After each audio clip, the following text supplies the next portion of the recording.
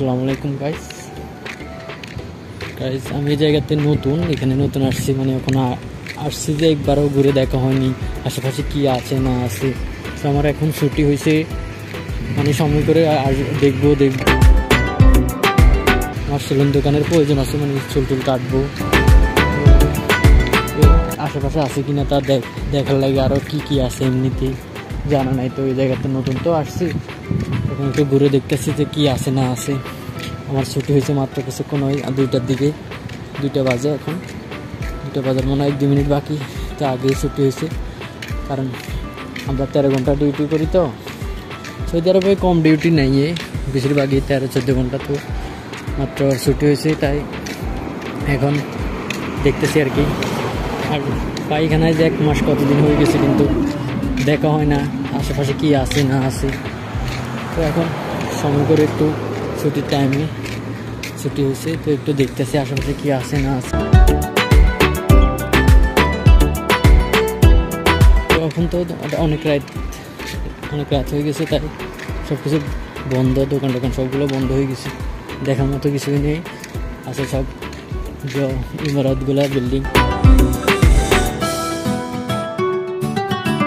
সবই বন্ধ হয়ে গেছে। খাওয়ার হোটেল বা খাওয়ার যে দোকানগুলো ওগুলাই খোলা আছে, তাছাড়া সবই বন্ধ।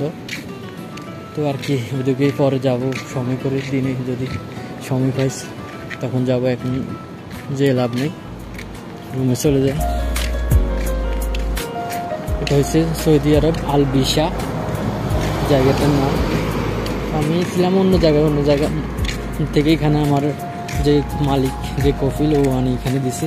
ওর দোকান অনেকগুলা, ওই দোকানে কাজ শেষ, ওই দোকানে আগুন লাগে পুরো গেছিলো।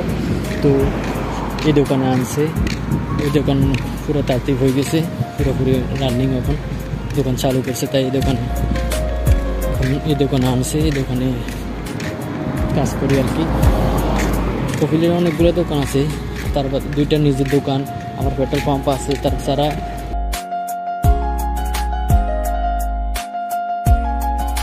বাকালা আছে অনেকগুলো, 2টা নিজের, আর অনেকগুলো হচ্ছে ওই শেয়ারে আর কি।